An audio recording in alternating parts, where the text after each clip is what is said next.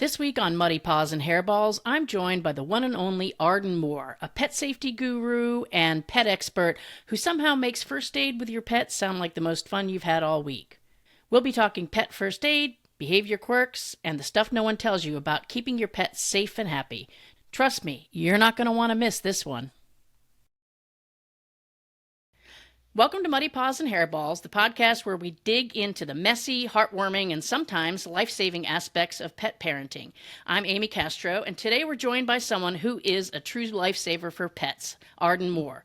Arden wears a lot of hats, and we're going to get into that in a minute, but she is also the founder of Pet First Aid for You, a master-certified pet first aid and CPR instructor, and the host of not one but two super successful podcasts, Oh Behave, which I was so honored to have you on the show because that is literally the oldest pet podcast there is. It's been around for a long time and super successful.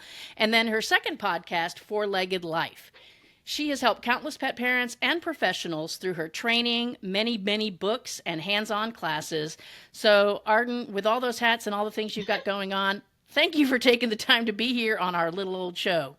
Hey, pause up, Amy. It's an honor to be on your show, and I think we both love what we do. We're getting to bring out the best in pets and their people. Yes, that's what it's all about. Living your best life and keeping everybody together in my book. So before we launch into the first aid part of things, I want to kind of start with you because you have built what I believe, you're kind of like my inspiration to building this career around pets, pet parenting, and saving pet lives. So how did you get here? What's the path? Well, let's start in diapers. No, I'm just kidding. I was I still am, a journalist for something called newspapers, daily newspapers for 20 years, major dailies. I remember those. And I covered everything from Super Bowls and space shuttles to serial killers. I've always had pets in my life growing up. First dog was a fat beagle named Crackers, and I had a cat that would swim named Corky. I didn't know that cats shouldn't swim. Corky liked to swim. And then fast forward, after 20 years in newspapers, I went to the publishing world and worked at Rodale Press, which is like Men's Health, Prevention Magazine. And I got in the book division, and they started a magazine called Pets Part of the Family. And I'm like, wow. Let me combine my love of pets and my love of writing and communicating.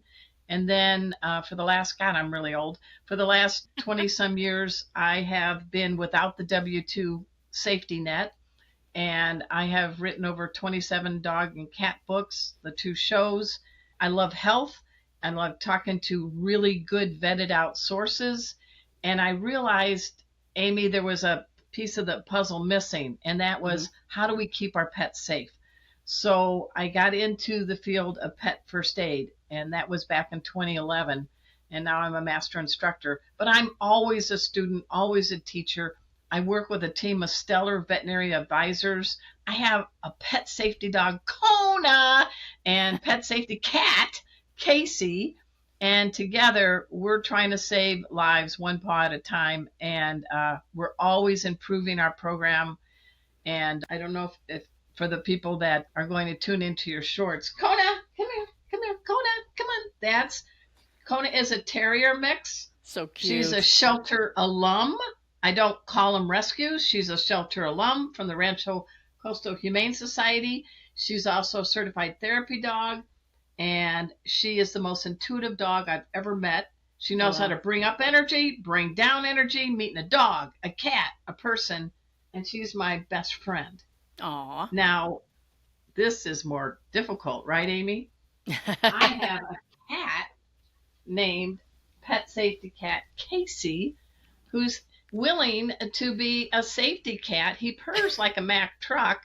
He is a shelter alum from the San Diego Humane Society. We call him a feline George Clooney because he charms everyone. He's very handsome also as well. A therapy cat. And he has been to 16 states by car and by plane to help me teach behavior and first aid. And I call him my BFF, best feline friend. So there you go. You met the team. That's a great team. That's a great team. I need a team like that. Mine are all a little bit nuts, but I don't know. There might be some potential. I need to weed through the seven that I've got floating around Okay. the house right now and see if there's somebody who could be a co-host on the show or something like that. Um, So, pet first aid, I think, is something that pet parents don't think about. They think, I've got Yeah. a veterinarian or I know where the emergency vet is. And I also think that people don't realize the many, many, and then maybe it's just being in rescue and having had so many. I mean, I've had over 4,000 fosters come through my house. Wow. And that's when I stopped counting. So I don't even know since then. That was a couple of years ago. And That's impressive. Thank you you for doing that. Oh, hey, it's a labor of love for sure. But the many things that they can get into that can actually end quite tragically. So why is it that pet parents really need to investigate and get smart about pet first aid? Well, because we love them, we want to save some money in our wallet, Mm-hmm. and we'd like to have them grow old with us. I mean, there you go. Check, check, check. I tell people, what is Pet First Aid? It's that life-saving bridge between the uh-oh and the veterinary clinic. Our Mm, role is to render aid on the scene, stabilize them, and safely get them to the vet. I can't make you a veterinarian, Amy, in 1 hour. right. But in a pet emergency, as you know, fostering all the pets that you have, every minute counts. So they did a poll, and a national poll, and I was surprised. About 2% of the American population that have pets, only 2% have taken pet first aid. So I'm Mm, on a mission to bump up those percentages, because if you can be there and know what to do when your pet is choking, or if your pet collapses and know how to do CPR, and then hand over that pet to the veterinary team, you just may save your pet's life. yeah, so true. So you mentioned choking. What are because like I mentioned, I think a lot of people don't realize the many things that can happen. What are some of the most common pet emergencies that you think people are unprepared for, and where pet first aid training would be life Yeah. saving for their pet? Well, choking is a big one because there's different types of choking. Your dog could grab the chicken leg off your plate and run, crush it, and get the broken bones stuck in their throat, or swipe your avocado pit and it's Mm, a gooey and slippery and it seals right against the airway, against the throat. How are you going to get that out? Or the kitty cat. I hate the pictures of kittens next to a big ball of yarn. mm, The subtitle to me is Kill, Kill, Kill the Kitty, because with their barbed tongue, they can't resist something that's rolling, moving like a snake. They swallow the yarn, it gets stuck in their throat. So it happens like this, Amy. oh That's yeah, just choking. But they can get too hot. They can get too cold. They could slip and fall and break a leg. They could get in a fight and have wounds, puncture wounds, and they could have their heart stopped. So we cover a lot of it, but I think what makes my class a little different. First of all, my podcast is called Oh Behave. So strap yourselves in when you're going to take a pet first aid class with me, because I have found you shouldn't scare people. Scaring people does not open the brain to learn. mm, But if you give them good little jingles, rhymes, you make it fun and interactive, and I do tell dad jokes, then guess what? When the pet emergency happens, what I've taught you kicks in. That's my mission, is to make it so that you leave the class going, I know what to do. mm. Well, yeah, and it's interesting. I am one of those people that I don't know if it's just how I was raised because my mom was a nurse, and Oh, you know, cool. her philosophy was if you weren't bleeding from your eyeballs and you didn't have 103 fever, you were going to school. So like nothing really phased her, blood, bones, broken bones, Yeah. things like that. And so that's how I grew up. So I don't panic in crisis situations. I might flip out afterwards from what I've been through, but I think most people panic and then they become frozen. So is the Well, first that's part. a really good point, because in my class, I'm not Oprah, so you're not going to get a free TV, a free car. But I got something better to give you that Oprah doesn't, and that is this: I give everybody in my class at the start of class permission to freak out later, Mm, and it really resonates. Because pets, as my cat Casey would say, here comes the bad pun, you have to be in the me now to save me. You have to be in the present moment. You can't panic about what happened. Unless you're a time traveler and you can reverse the past. And Right. you can't have a lot of control of the future. But if you stay in that lane called the present, you really can help your pet. And then when the pet is in the hands of the vet team, freak out. Go cry in the shower, run up the street, have a shot of Fireball, whatever. But if you know that they need you and you can breathe, and that's the other thing. I learn and I work with a lot of EMTs, paramedics, other first responders. They teach me, I teach them, and we get everybody to act like a first responder, a pet detective, and you're going to love this, Amy. We teach everybody in our class to be a poopologist. Yes, please. Because what comes out of the south end, if you're not paying attention, could be a medical emergency. Yeah. So we teach you how to control your breathing, how to gather what you see, hear, smell, safely feel, how to freak out later. And we don't have people putting their nose in a course book during the class. It is interactive. You get the course book, but nobody's going to page 13 reading paragraph 4. Because if you get to learn in the present moment and other people are talking with you and you're saying the things and not just hearing me going saying it to you, you actually learn. And that's my biggest mission. I want you to know what to do and just do it. That's I've been on this mission since 2011. Wow. That's amazing. So can you give us an example of one of your acronyms or memory devices? I don't want you to give away the class because I want people to actually take it, but just as an example. Well, one of the biggest things that people think they should do when a dog or cat is overheated is to give them ice.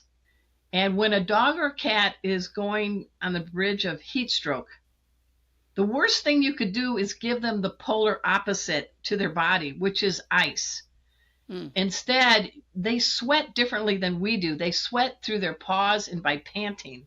They don't have skin pores all over their body. You know, you and I are in Texas right now, and it seems like I moved to Texas, and all of a sudden, every pore in my body sweats. I'm like, what is going on in this state? Yeah, right when you get out of the shower, you can't even dry off because you start sweating already. I hate it. So we teach people that you dip their paws in cool water, you get them in the air conditioning, you don't use ice, you don't put ice cubes in the water bowl, because, and here's how you're going to remember it. All right, this is dorky, but this is me, because ice, not nice, baby. And you say baby, and then everybody in class says ice, not nice, baby. And what do you think that does, Amy, to them remembering when their pet is overheated? It's going to pop right into their heads, just like any other song lyric, jingle, whatever it might be, slogan that you remember from 1973. The other one we do when we do pet first aid, and there's new guidelines now for pet first aid.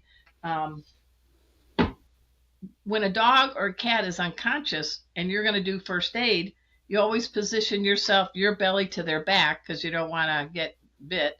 But people are like, do I turn them on one side or the other? I don't know. Well, the heart's in the middle. It's okay. All right. For your safety, though, you always purposely do the hand that pumps is always closest to the rump. So the hand that pumps is closest to the rump because your other hand can go back and slide across the neck and the face. If the dog suddenly wakes up, you have an ability to put your hand down to keep that face from attacking you. And I say to be a member of the Van Gogh family. You don't want to be a member of the Van Gogh family. You don't want to lose that ear. So the hand that does the pump is closest to the rump and the palm is the pump. That's an Arden original that now some veterinary schools, according to some of my vet advisors, are now using my rhyme. You're just not going to forget it. The hand that pumps is closest to the rump. Who wants to be in a class where people are using, oh, my cat just hacked up a Tribazor? I know, a fancy word for hairball. I don't use big words. I say butt. I say rump because I want it to be practical and everything is approved by the team of veterinary advisors with their big Vanna White initials after their names. But I'm here to teach you how to save a life. And you teach by having them get to do and having rhymes and easy phrases and make it common sense. And so that's what I build my first aid class around. Yeah.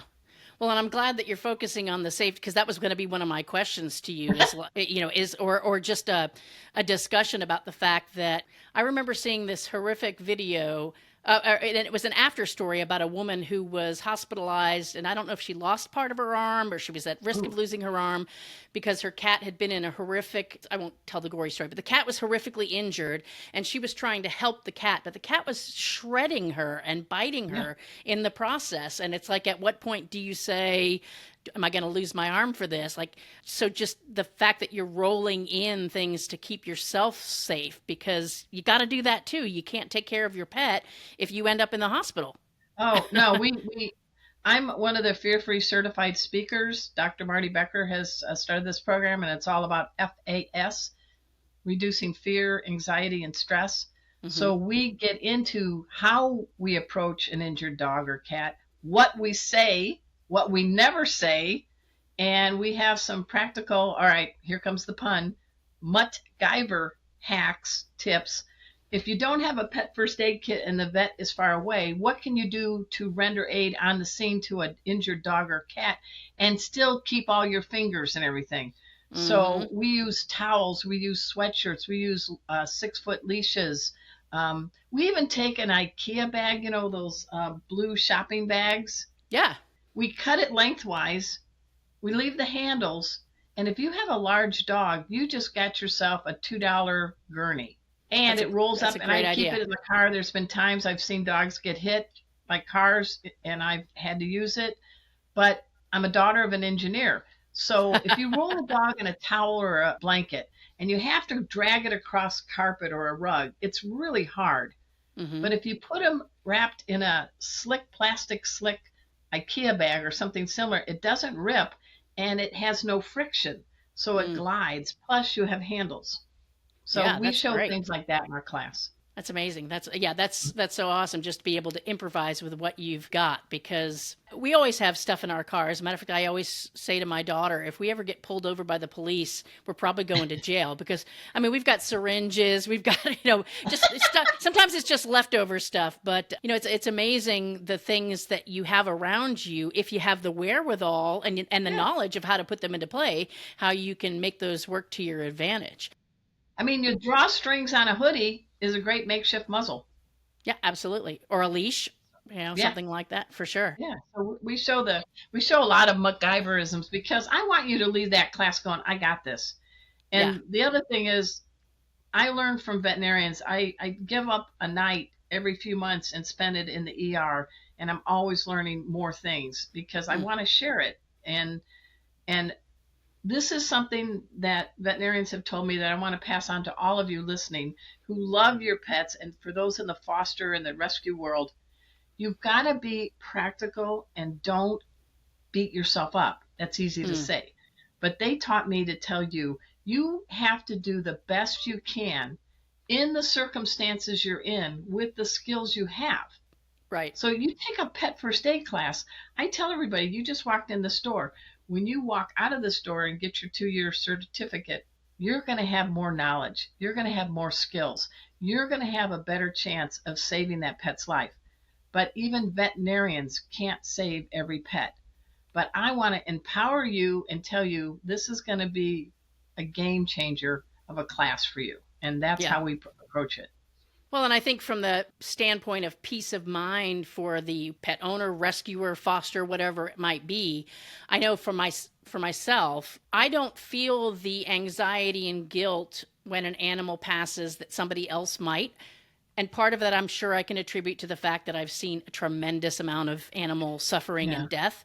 At the same time, I always I feel like I'm well equipped, and by the time it gets to the vet and something, and let's say the poor animal passes away, I know I've done everything that is Good. humanly possible for Amy Castro to do. So I'm not gonna beat myself up over it. But it's because I have acquired the equipment or the MacGyvering it and the knowledge and the information, so that I've got as many tools as possible to help in as many situations as I can. So I feel like I've done my best along those lines. But I think where people get into trouble is when they realize it's something that maybe they could have easily prevented or easily, Right. administered some type of aid that could have made a huge difference, and they didn't do it, or didn't know how. And that's where you start knocking yourself over the Well, head. yeah, and you bring up a good point. I mean, I'm one person, even though my last name is Moore, but I also team up with a company called Pro Pet Hero, in addition to my Pet First Aid for You class. And my job is to teach people to become pet first aid instructors. It's a Mm. 16-hour course, 2 days, 8 hours. And you're like, what? But it goes like that. And we keep the class enrollment to a small handful, 5 or 6 max, every Mm. month. And we've been doing that since 18. And I have now trained over 400 people to be pet first aid instructors. And they're in daycares, they're in rescues, they're pet sitters, they're vet assistants. So Arden's Army's out there. And that's if I had to have a legacy, my legacy was she's the chick that made it so that more people took pet first aid. And Yeah. I know it's not a big thing. I didn't win the lottery, but if I get to go to heaven knowing that's my legacy, Mm. I'm happy. Yeah. Amen to that for sure. And you must have feline energy because my cat Casey is purring into the microphone and I he is like flirting with you on the table. So there you go. I'm definitely a cat whisperer for sure, because the vast majority of the animals that come through our rescue, purely because of logistics over the years, have been cats. I mean, we get the occasional dog, maybe 15 or so a year, and some years more, but for the most part, it's dozens and dozens of cats. So yeah, we definitely, and you learn a lot. You learn a lot about the mischief that those animals can get into, and the signs and symptoms. The poop don't. You wouldn't believe how many pictures of cat poop I have on my phone. What do you think about Well, this? What do you yeah. or my Well, fosters will send because me a you're being a picture. poopologist, I and am a poopologist. in my class, I actually tell people I saved Casey's life when he about 4 or 5 years ago. He went into the litter box and he just sat. And I'm like, Mm, dude, you reading a novel? What's going on? And all of a sudden, you guys know this sound. Ow.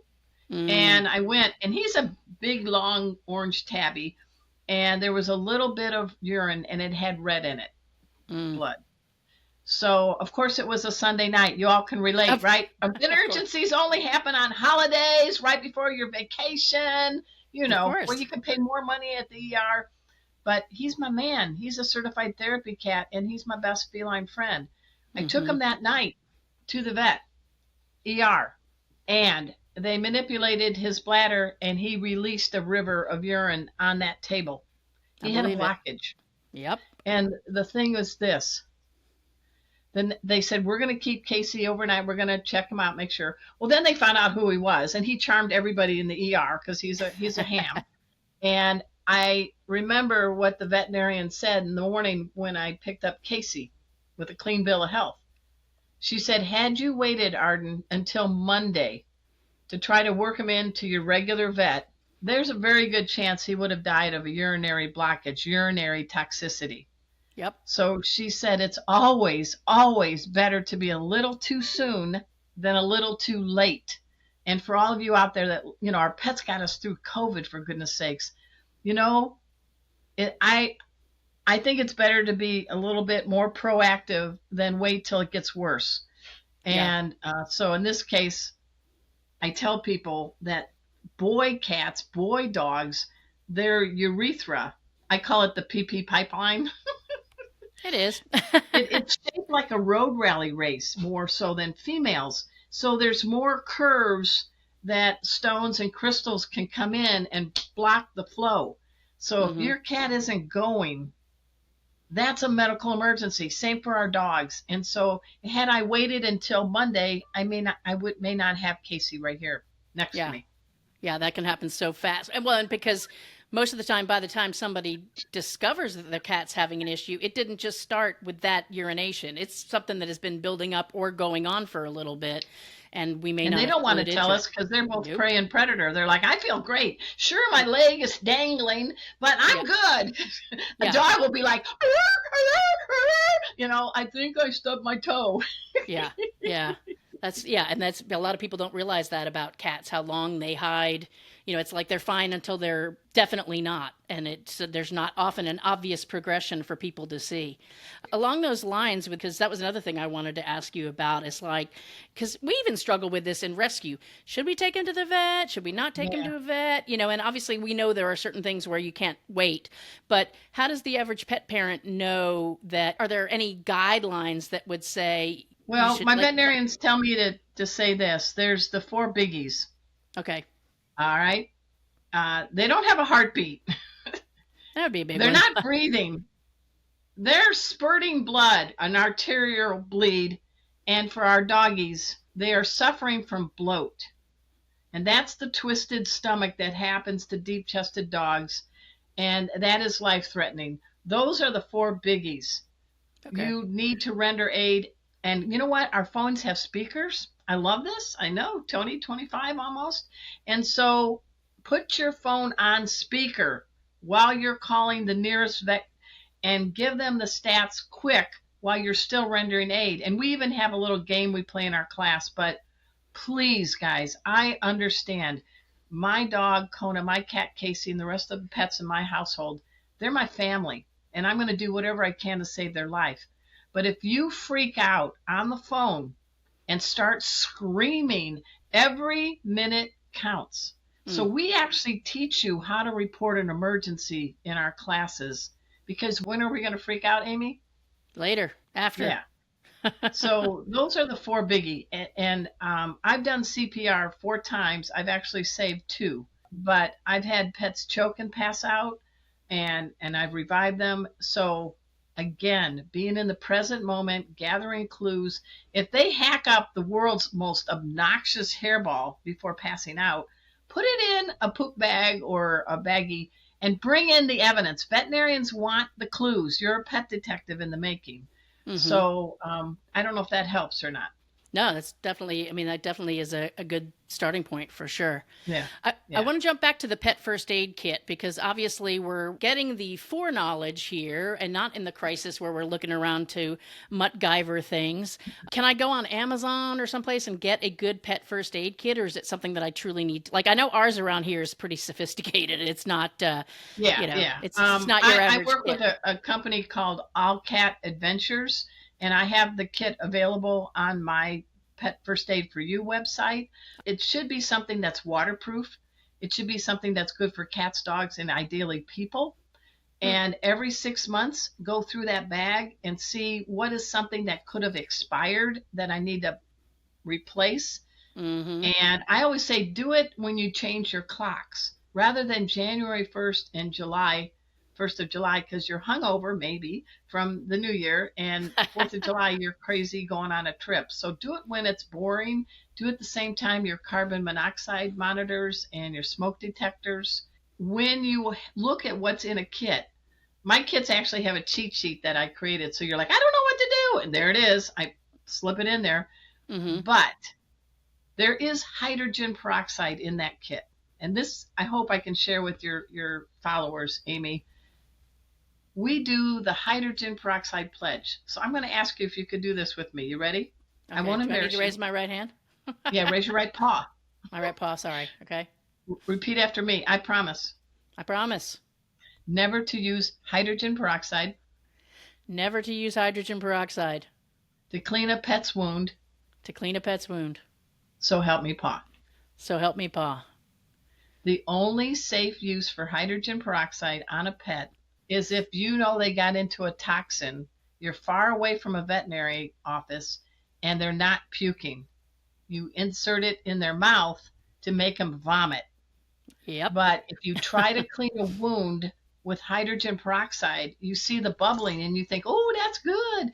No, you are destroying healthy skin around the wound, making the wound bigger and process more of a mess, really. Keep in mind this, on your body, on your cat's body, on your dog's body, the largest organ is the skin. So you muck up the skin, the body's immune system is like, mayday, mayday, mayday, coming over there, and all the other systems get compromised. So that's why we have everybody do water, clean a wound with water, really hard, just clean the wound. Yeah. No, that's a So thank yes. you for taking the hydrogen peroxide paw pledge. Yes, I have pledged. I used to have to keep an industrial sized bottle of peroxide underneath my kitchen sink for my Doberman who had, let's just say, he had dietary indiscretion. And so if we could catch the fact that he'd swallowed a sock whole pretty Oh quickly, man. we could literally get him to. So I'll tell a quick story about that because you'll Yeah, appreciate this. this is pretty So good. so we got to the point where we could, we knew how he operated, and I was doing laundry and noticed that two men's knee-high white heavy-duty socks, two, not just one, but two, were missing. And the dog was there looking very guilty. So I get the peroxide out. I give him the dose that my vet had trained me to give. And lo and Good. behold, up come the socks. So I took the socks outside and I hung them on the edge of a table to take a picture to show her because she used to be like, no, don't tell me, don't tell me. And I went back inside for something and the dog ate them again. So I had to dose Now him see, again. now Amy, a cat would never do that. I know. Yeah, so from there on out, the dog had to, when he was unattended, especially if you put him outside, because most of the stuff he got into was outside, he had to wear a wire basket muzzle to keep him from Well, it's killing for himself. safety. He Yeah, was yeah, suicidal. Yeah, yeah. And dogs explore more with their mouths, and cats explore more with their paws. I'm glad your dog survived. Wow. yeah, yeah. He was a menace. He was a menace. All right. So one of the things that I thought I had remembered reading on the many things that you have available out there, all the information is preventing emergencies. Do you have any advice as we get kind of towards the end of our time here for how people can prevent emergencies? And then I want to get into how people can take your course. Well, I think it's a good habit once a week, once a month, to do a room by room inspection of your home from the pet's perspective. So if you're 6 foot tall, get down low and Mm-hmm. look around. My sister, I was at her house, and for some reason, there was one of those little plastic squares of a dental floss that was left on the end table by the recliner. And her curious dog, Maddie, got into it, crushed it, and her mouth was full of dental floss. As I heard her choking, ran to around my sister has many recliners. I ran down the hallway around the recliners as she passed out with a mouthful of dental floss. Oh, wow. Fortunately, the metal clip was right here at the throat, hadn't gone down. And it took me 1 minutes of rescue breathing and I revived her. Oh, wow. So doing that room by room check, we're coming out of the holidays, but anything that has your scent on it, it's an attraction to a pet that's bonded with you. So linear objects, sharp objects. If you like to cook and bake, do not leave that dough rising on the counter because even chihuahuas will figure out how to get that dough. If there's a will, there's a way, and that could cause blockage in the stomach. Mm-hmm. So, hot pans of water, pasta. Keep your pets out of the kitchen when you're making food. Have them in another area with a keep busy toy or something. But just think about like you're a pet safety parent. Mm-hmm. Safety, safety, safety. I don't know if that answers your question.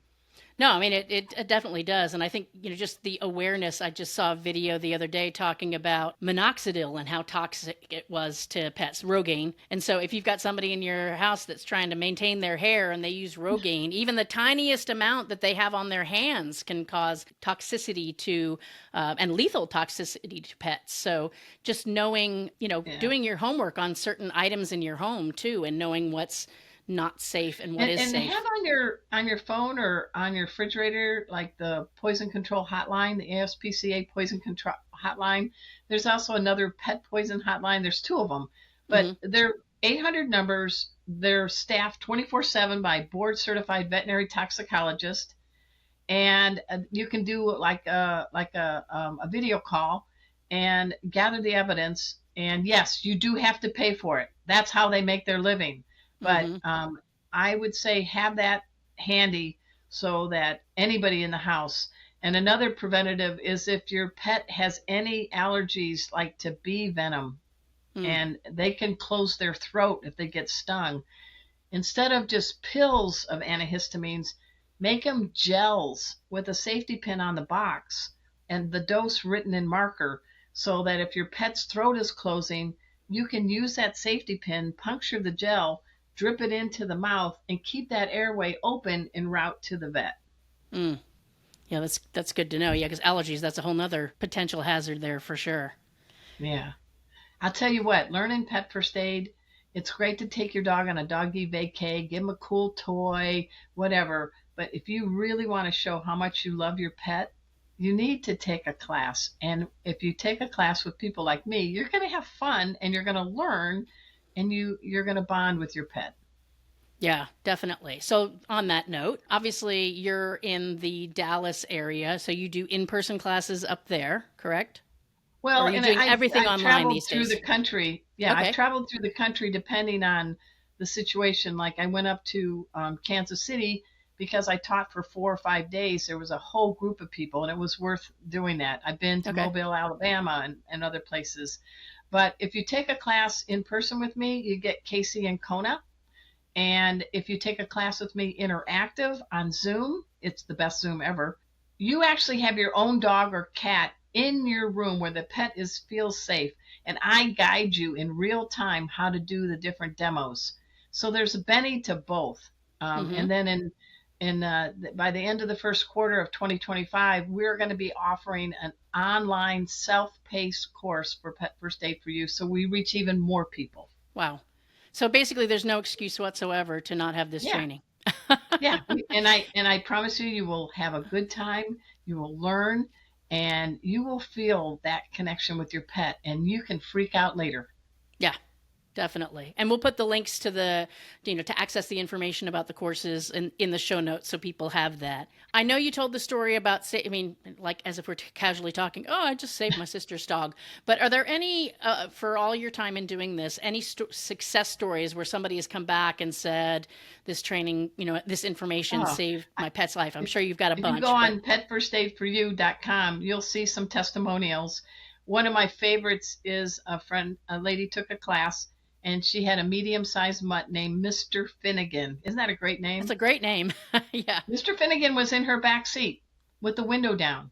She had him in a harness, and she thought the harness was secured with that seatbelt strap, connected to the seatbelt thing. Mm-hmm. No, he flew out of the window, Oh my God. tumbled in the median. She turned around, and when she got to him, he was spurting blood. And she said, as I was rendering aid to him, I said in my head, Arden said I have permission to freak out later. In my classes, I show you how to stop an arterial bleed without doing a tourniquet. So she was doing what I taught her. Hmm. She flagged down a guy who was driving a brand new truck, who must be a dog lover. Must be, She's yeah. all bloody. Mr. Finnegan's all bloody.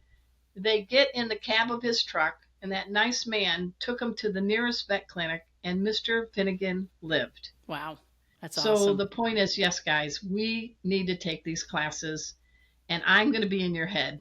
And if I'm in your head, I know you're going to do the right thing, and you're going to help your dog or your cat. That's awesome. That's awesome. Have I missed anything that you want to cover? Well, I hope people would subscribe to my YouTube channel. It's Okay. Arden Moore. I think it's Arden Moore 342 or something, but there's no politics, there's no religion, there's no snarking. We have over 800 videos. I've got over 1 million views, and there's a lot of fun things there. There's some things about pet first aid, and I hope they would check out my shows, O Behave on Pet Life Radio, Mm-hmm. and Four Legged Life, which is a nationally syndicated radio show that then goes to YouTube and my fourleggedlife.com site. Cool. And what's the difference, just so people know, like, because I feel like in listening to the two shows, it's a completely different kind of focus, I and am that's a good thing. well, OBA is the longest running pet podcast on the planet. We've been on the air since '07, but It's it is amazing. strictly a podcast. There is no video. The Four Legged Life show, I have a different producer, and that one does go on radio shows. So, you get the weather and all that inputted from whatever. And Mm-hmm. then we do make it into a YouTube 15, 20-minute production video. And then it goes on Four Legged Life, the website, and we do put some stuff on TikTok and Instagram. So it gets diced and sliced so we get the messages out. Great. Yeah, because people like those little snippets of info and having Yeah, yeah. and it's amazing with some of the things that you have mentioned just today, little bits of information, but they're memorable, they're going to stick with you, and they're going to save a life. Yeah, all those years as a daily newspaper reporter, and I'll be known for the hand that pumps is closest to the rump. Oh, well. Yeah. Some journalism professor's rolling over in his grave at this point, but it's okay. The medium is the message. Oh gosh. Well, Arden, thank you so much for being here and sharing this information. And I can't wait to share the links and so that people can get access to your many, many resources. And yeah, this was amazing and super helpful. Kona wants to say goodbye. Come here, Kona. Yes, let's say goodbye to the friends who are so Come here, patiently Kona. waiting in the background there. Isn't she? Now, who doesn't want to take a first aid class with a sweet terrier mix named Kona? I know. We call her Ice Cream Kona. She looks like an ice cream Kona. Yeah. Again, thank you so much for being here and not only sharing your knowledge, but your dedication and caring for pets and pet parents. All of your accomplishments are definitely a testament to how much you care, and that means a whole lot. So I really appreciate it. Well, thanks for having me on your show, Amy. All right. And everybody, thank you again for listening to another episode of Muddy Paws and Hairballs. We will see you next week.